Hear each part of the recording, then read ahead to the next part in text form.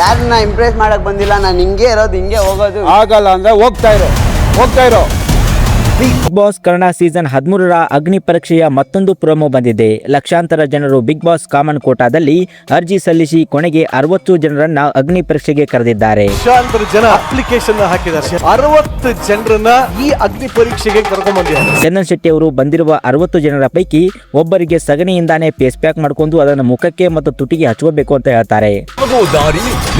ಸಗಣಿ full face pack ಹಾಕೋಬೇಕು. ನಂತರ ಕೆಲವರನ್ನ 4 ಜಡ್ಜ್ಗಳ ಪೈಕಿ ಆಯ್ಕೆ ಮಾಡಿದ್ರೆ ಕೆಲವರನ್ನ ಆಯ್ಕೆ ಮಾಡಲ್ಲ. 4 ಜನ ಜಡ್ಜಸ್ಗೆ ಆ ಸ್ಪರ್ಧಿ ಬಿಗ್ ಬಾಸ್ ಮನೆಗೆ ಮೆಟ್ಟಿಲು ಏರೋಕೆ ಯೋಗ್ಯ ಅನಿಸಬೇಕು, ಅವಾಗ ಸೆಲೆಕ್ಟ್ ಮಾಡ್ತಾರೆ.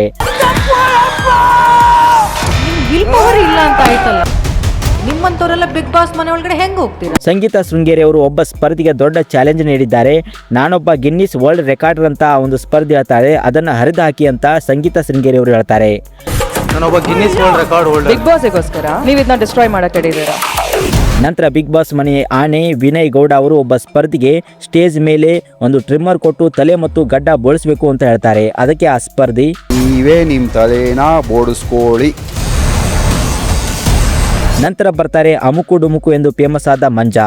ಸಂಗೀತ ಶೃಂಗೇರಿ ನನಗೆ ಇಷ್ಟ ಅಂತ ಹೇಳಬೇಕು ಅಂತ ಹೇಳ್ತಾರೆ. ಅದಕ್ಕೆ ಹುಚ್ಚುಚ್ಚುನಂಗೆ ಆಡೋಕೆ ಹೋದಂತ ಮಂಜನಿಗೆ ಮಂಗಳಾರತಿ ಆಗುತ್ತೆ. ಸಂಗೀತ ಅವರು ನಿಮ್ ಕಂಡ್ರೆ ಇಷ್ಟ ಅಂತ ಹೇಳ್ಬೇಕು. ಯಾರನ್ನ ಇಂಪ್ರೆಸ್ ಮಾಡಕ್ ಬಂದಿಲ್ಲ, ನಾನು ಹಿಂಗೆ ಇರೋದು, ಹಿಂಗೆ ಹೋಗೋದು. ಆಗಲ್ಲ ಅಂದ್ರೆ ಹೋಗ್ತಾ ಇರೋ. ಬಿಗ್ ಬಾಸ್ ಅಗ್ನಿ ಪರೀಕ್ಷೆ ಇದೇ ಭಾನುವಾರ ರಾತ್ರಿ. ಇದರ ಬಗ್ಗೆ ನಿಮ್ಮ ಅನಿಸಿಕೆ ಅಭಿಪ್ರಾಯವನ್ನು ತಪ್ಪದೆ ಕಮೆಂಟ್ ಮಾಡಿ.